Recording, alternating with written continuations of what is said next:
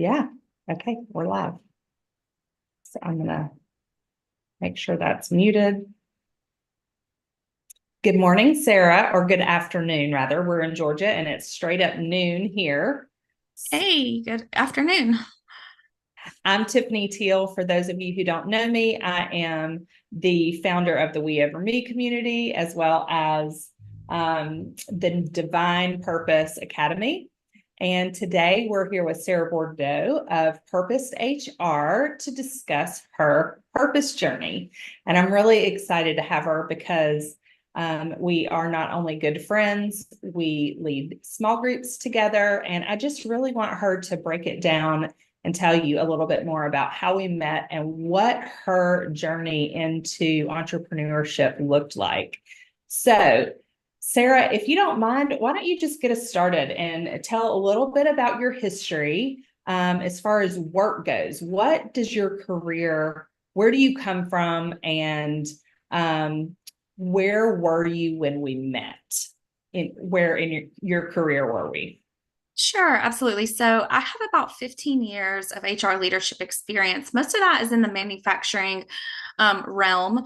So I started my career in a pharmaceutical manufacturer and then was an HR director for a dental manufacturer. And then what brought me to Georgia was a company called Milliken. I've also worked for a company called Avery Dennison. So lots of manufacturing, little spur as a learning and development, organizational development manager in there, but mostly HR leader for multi-site facilities and running all things HR from the start of the employee life cycle to the end, from both strategic and logistical standpoints. And so at the time when I first met Tiffanie, it was around 2001. So crux of COVID. And honestly, I was in burnout. I was leading and I had just been leading a manufacturer where we were having to launch a new shift, and I was handling all of the COVID issues in the plant. And so I was working a ton. And I had just transitioned into a part-time HR manager job so that I would have more time for my family. And so that's about the time when I met Tiffanie. Okay. And I can recall, like, I was just really starting to think about a small group that I wanted to lead through our church. I was newer to this church and I didn't understand all the leadership training that needed to happen in order for me to call it a small group and actually list it in the directory. So I just grabbed a couple of girls that I knew we were going to do something together, and I grabbed them and I said, hey, I can't run this through the directory this semester because I haven't been through all the training. Let's just go ahead and get together and let's talk about what we want this group to look like. And so our friend Cassie brought Sara along, and that's when we met at first. So we were just starting to discuss what this small group would look like. We knew we wanted it to be for moms with school-aged kids, because several of us had come from MOPS, which stands for Mothers of Preschoolers, and we had graduated out. We were no longer eligible. Most of us were in business and for ourselves.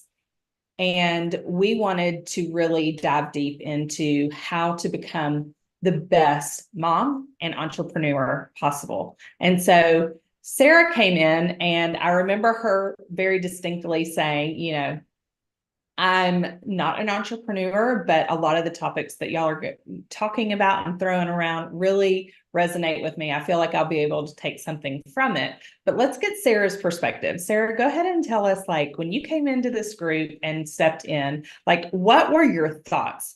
And were you as anti-entrepreneur as it came across? Like, as far as like, no, that's definitely not for me, but I know in my heart, like, still the topics, will resonate with me in some other way. And so this is a good place for me to be. Just kind of give us your perspective on how you landed there and what your feelings and thoughts were inside at that time. Yeah, absolutely. So Cassie really didn't give me a lot of details and just said, this is a great group of women. I think you'll fit in well. And because I just started this part-time job, I'm like, well, I have Wednesday mornings open. Let's do this. So I went to the coffee shop. I was introduced to Tiffanie. I knew the other ladies there. And so I believe I started out by asking, what is the group all about? And when she started talking about moms who are entrepreneurs, I said, oh, well, I'm not going to be a fit. And honestly, inside, I was thinking, I am not, and nor do I ever want to be an entrepreneur.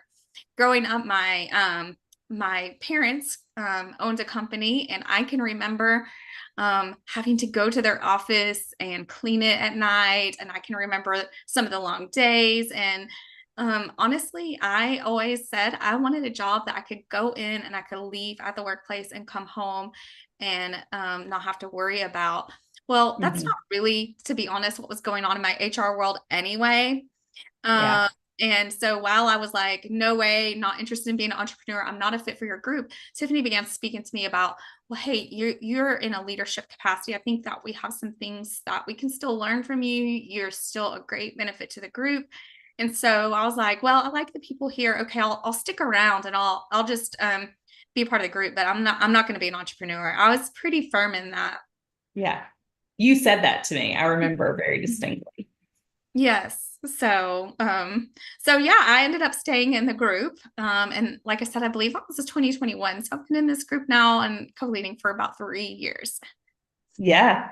Yep. It was our fall semester, as I mentioned. It was really the beginning. It was the ground level for this particular group that we put together. And obviously, by the next semester, we did run it through our church, and we were able to open the doors up to many more people. And we've been a little bit more organized. That next semester, Sara, I know the content that we went through was Emily Lay's book. Do you remember the name of it? Now that I'm Growing boldly. growing boldly, I Yeah. would almost combined it with the clarity work that we did the following fall. So growing boldly, and we really Emily's books are amazing because not only are they well written, um, in a format that you can just completely relate to, but they are also workbooks.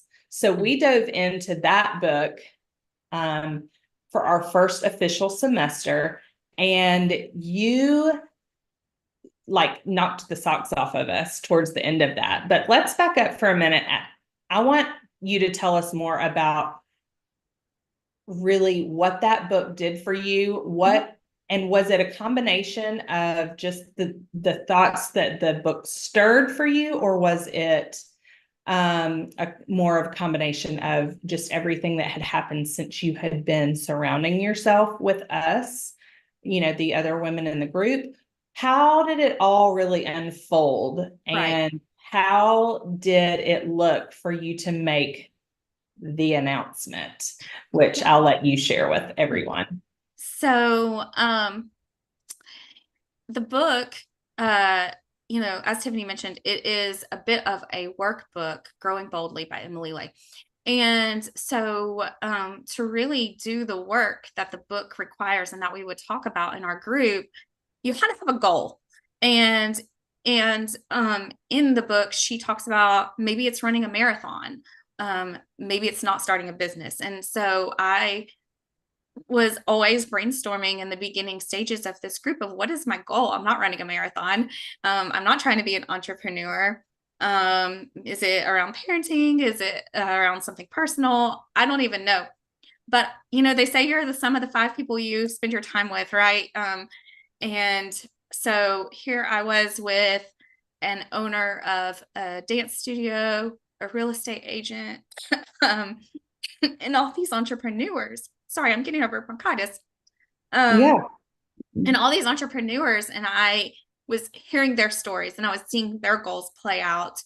And I think there was maybe a part of me, even subconsciously, that what that was becoming more open to the idea because I'm like, well, all my friends are entrepreneurs. It can't be that hard. They have lives, they have kids, they have families. It's not consuming them.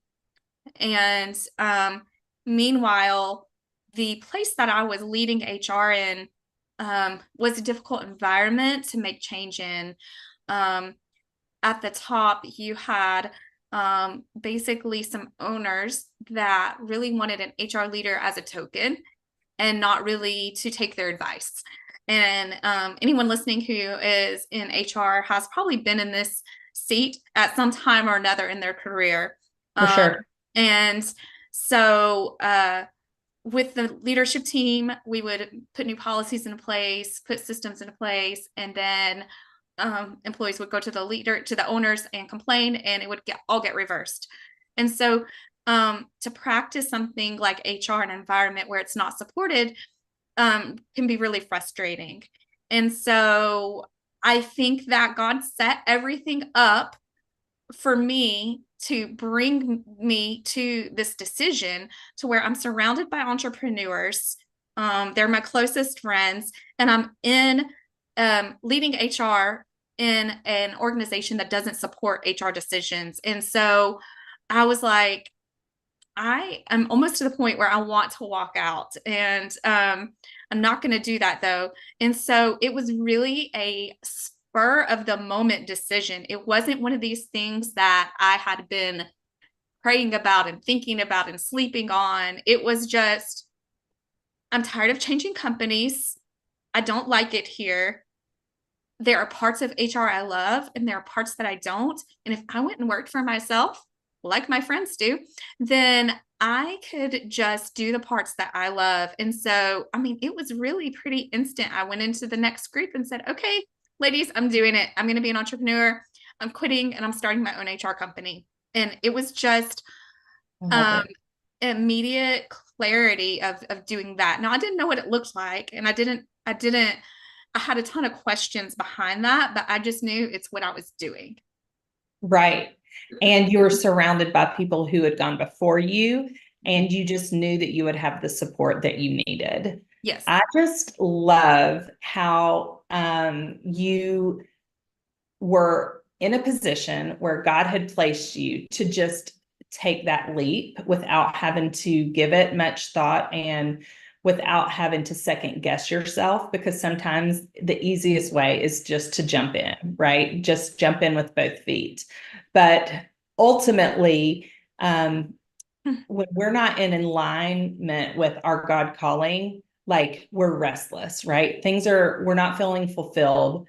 Um, we're looking for something more. We're always wanting to fix something that's broken in our life, or in this case, in business and in our career.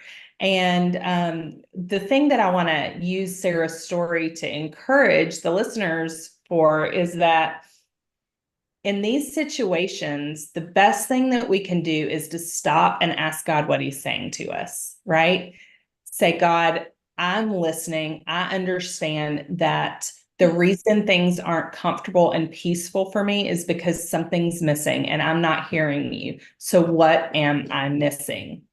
And the next step I would encourage anyone out there who's considering this is to just start exploring your options. Allow yourself to dream, but do it with the support of scripture. And make sure that you are in a place where you're listening to the Holy Spirit guide you. Because without those things, like, sure, we can dream and we can make our dreams come to life by taking action. But that missing piece of the divine calling is what really will ultimately land you in the same place again. So I like to say, like, point out that, we were each born into this world, but God already had a design for our life. He already planned it out and has a purpose for you as an individual. And so it's really important that we uncover what that purpose is so that we can live it out. Not only is our life going to be more fulfilled, but we're also going to live a life that we love. And so when we combine our faith with our business, it just embellishes the love that we have for our life. So, Sarah, I love your story. I love boldness that you had to just step forward in that.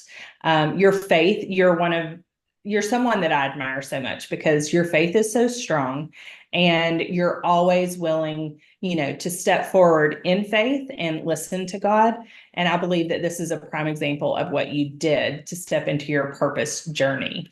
So I love that so much. Do you have any pivotal moments or insights that you've had since stepping into entrepreneurship?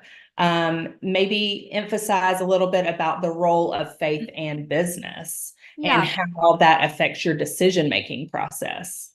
Yeah, let me back up and say I am typically the kind of person that mulls something over and gets stuck in analysis paralysis. But every now and then, I have something that just sort of slaps me in the face and says, "This is it." And I really feel like God was leading me up to that moment by placing me with the women that He did in that Right? small group and Yeah. introducing me to you and putting me in a situation that was meant to relieve stress that was causing more stress in the corporate world. Um, I think that, I mean, everything was aligning. And I think that's why I walked in so confidently, is because suddenly it became clear to me that Yeah. everything was aligning. And when I look back and see, my career felt very windy. And when I look back and see, now I can kind of see like how God was working all the plans together. When I Love that. became, for example, in my career, a learning and development manager, that was never part of my plan.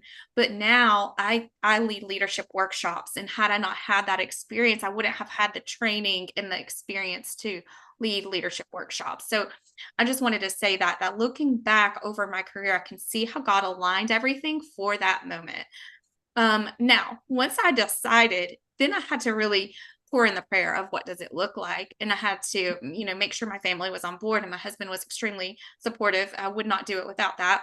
Um, and so, I think that, you know, my past has always helped me understand that you don't have to be a minister to be in ministry, and that your Mhm. career is your God-given platform and your divine purpose to make your impact on the world. And Mhm. so, I think Tim Tebow is an ultimate example of that. He was a football player, but it was his platform Right. to bring people to Christ, and now he does it in other ways, right? So there are many ways we can do it, um, and just be a light and an example. And what better way in human resources, you're working with people, you're Mhm. might be helping leadership, or you might be helping frontline workers, but you're in a spot to support people. And so I think it wasn't any sort of pivotal moment, but just kind of the coming together of, now I'm fully in control of my career as an entrepreneur, and now I really need to make sure God is my CEO. Right. And that is something that Tiffanie has said repeatedly in our small groups, is how her work life changed when she realized God needed to be her CEO. So it's like something that I kind of knew, but it really brought it to the forefront, that I have to go about this journey prayerfully and make sure that I'm doing what God wants me to do. My interests within HR and leadership felt disjointed, and I feel like probably one of the best things that working with Tiffanie through small groups and going about my business prayerfully is that it's brought clarity to what was once disjointed for me now flows. Um, I love that. I love that you have recognized how bringing God into your business and letting Him lead you continues to promise that clarity too.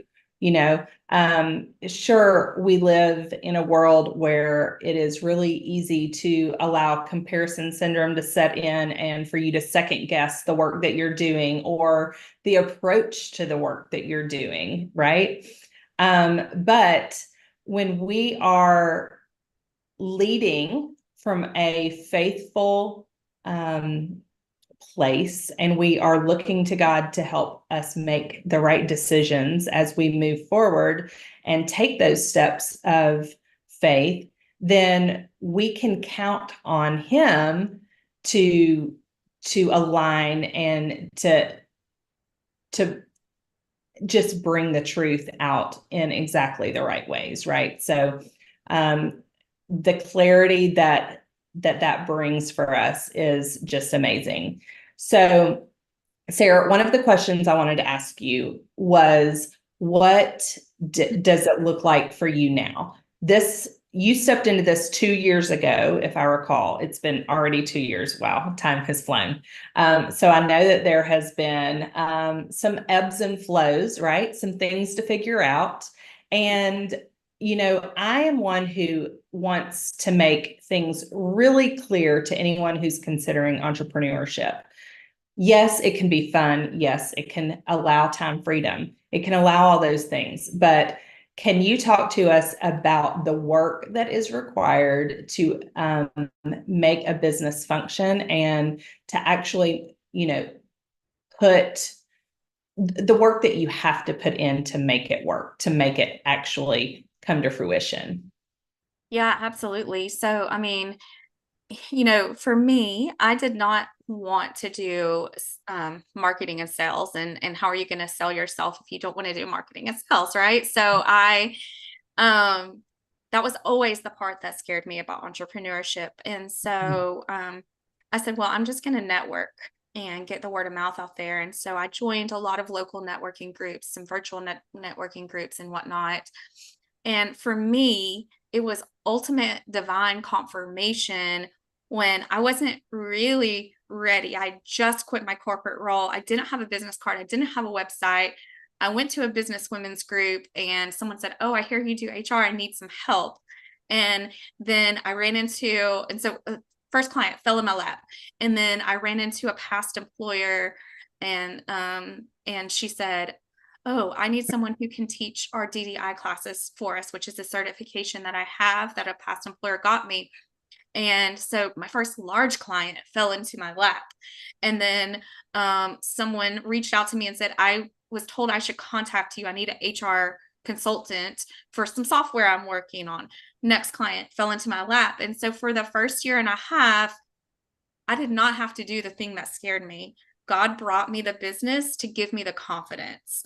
Let me tell you Absolutely. that while I'm not saying my business has dried up, the type of work that I do, the clients aren't clients forever necessarily. And so True. eventually I did have to put in the work. I had to learn how to do the marketing. I had to learn how to do the sales. I had to learn um, how to not just expect everything to drop into my lap.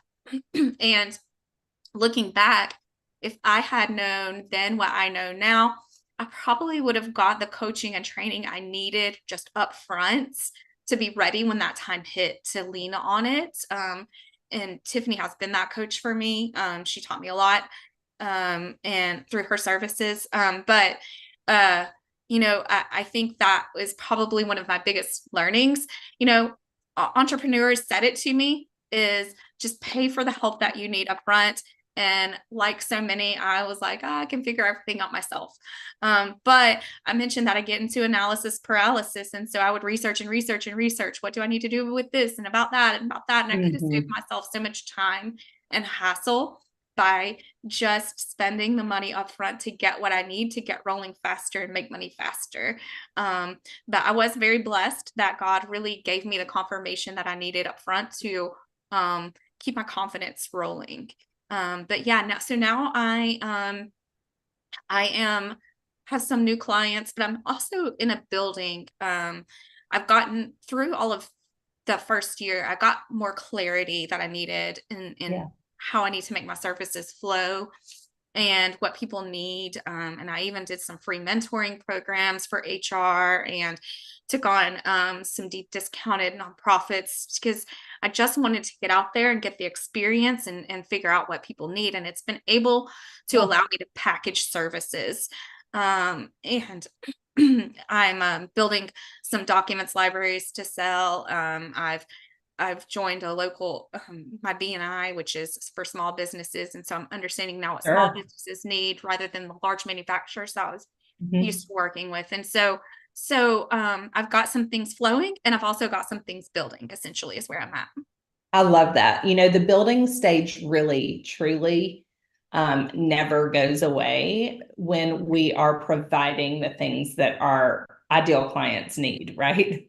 But learning how to navigate the building phase and when it's time to build again is really important.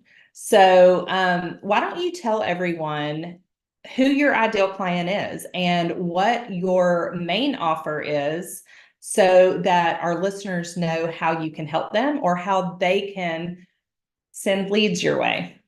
Absolutely. So my services are bucketed into three main categories, and the client for each may look a little bit different. So the first category is Optimize HR. So with Optimize HR, I mentor other HR people. I help departments of one or small businesses without HR. So I help build process, policy, strategy, advising, and things in the HR realm. From the next bucket, it's equip leaders, and this is usually a larger employer. My favorite business is one from mid-sized manufacturing, because that's where my corporate environment is. That's where I've helped the most leaders.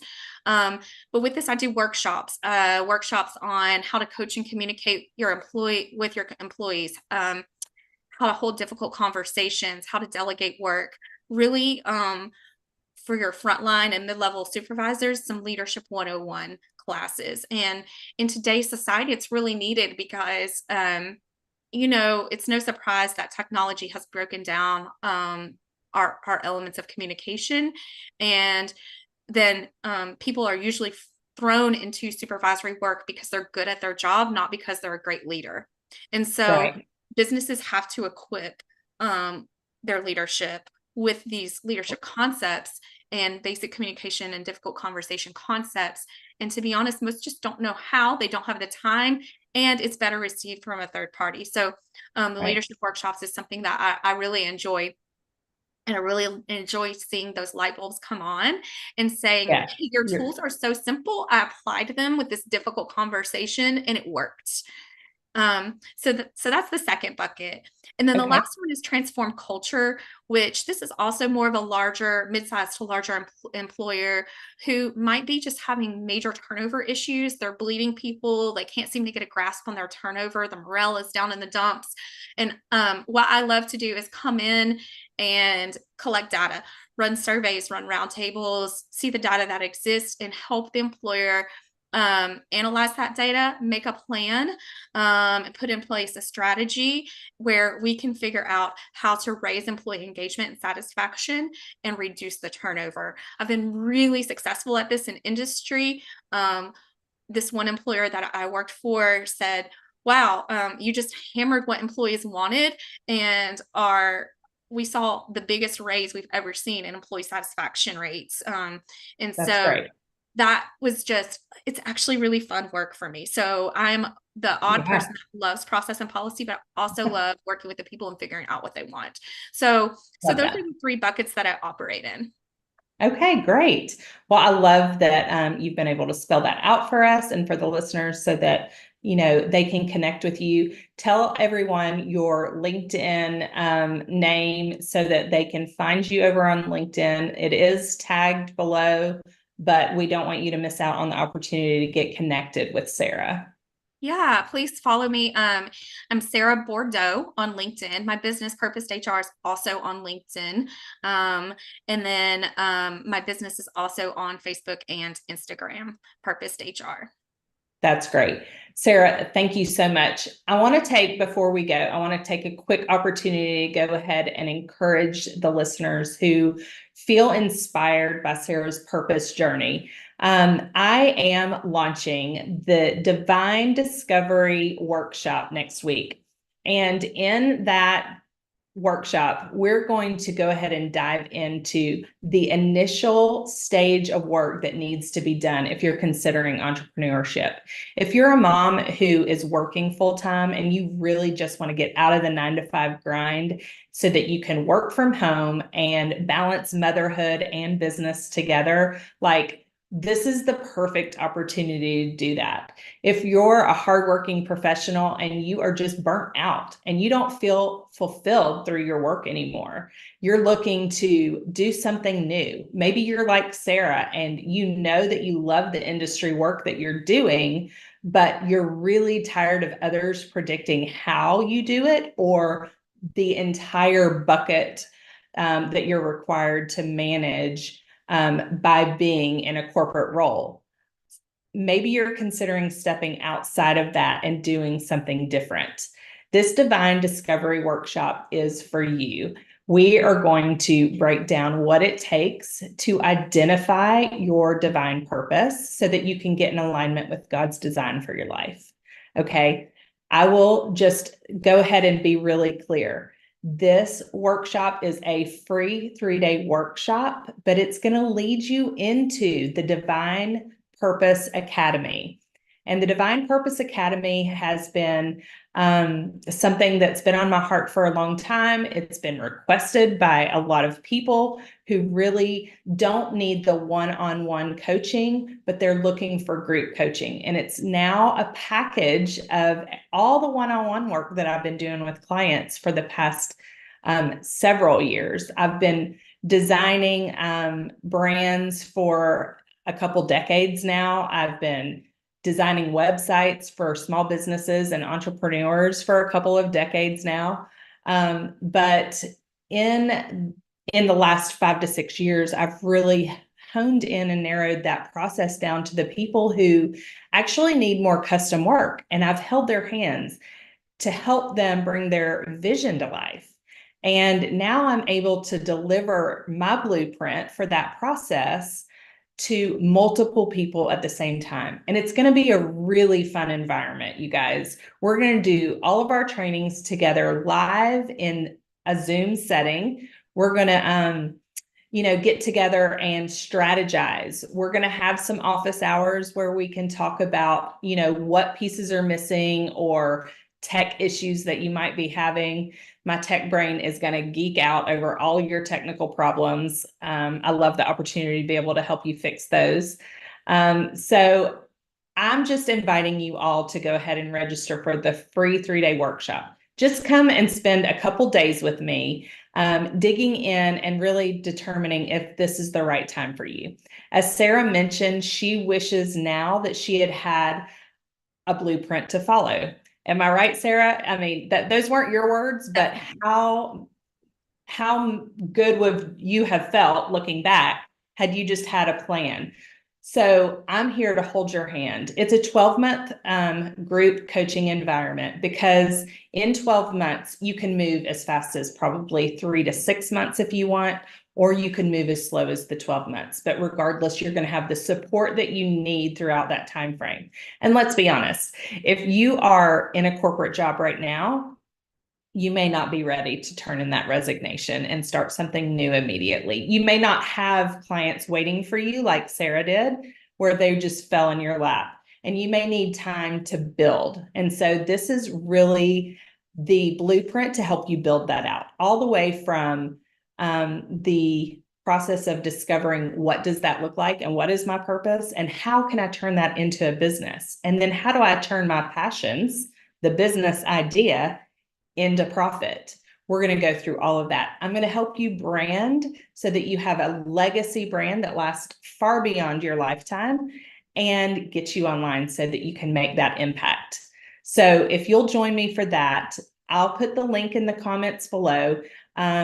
You can find it on my website really simply, TiffaniTeel.com/masterclass/DDW. It's also linked in the top navigation on my website. So if you can just get over to TiffaniTeel.com, you'll be able to find it. Get registered. It's Monday, Tuesday, Wednesday, May 6th through May 8th. We're going to do this at 12 p.m. Eastern Standard Time. So if you're working, you have no excuses. You can still join us on your lunch break. And I can't wait to see you there. So really, in closing, Sara, I just want to say, if someone, or ask you one more question, if someone was considering the Divine Discovery Workshop, what would you say to them? don't try to do it just all on your own. I highly recommend going to the free workshop, seeing if you connect with Tiffanie and her way of coaching, teaching, and mentoring, because it's just so much better together when you have someone who's been through it, who's worked on their own, who's worked with other entrepreneurs and helped them launch. It's if without the small group, I wouldn't have been able to do it. And so I'm very thankful to Tiffanie because she really was a huge part of my launch. And so if this had been offered 2 years ago, I would have done it, and I highly recommend it. Thank you so much, Sarah. I just want to reiterate that in this group coaching environment, and the reason for the group coaching environment is so that you can build the community. I can't deliver a small group across the country, but what I can do is deliver a small group environment online for you so that you can build relationships as you build your business, which is going to help carry you through the ups and downs, the ebbs and flows of doing business. So let's do business together God's way, not our way. Sarah, thank you so much for staying authentic and genuine. This conversation has been so effective, and I believe it truly conveys the value of honoring God in our journey. And I'm so glad that you have shared your purpose journey with us today. And thank you for being with me. Absolutely. Thank you very much. It's been a pleasure. I can't wait to see you again and hug your neck. See you soon. Bye-bye. Bye-bye.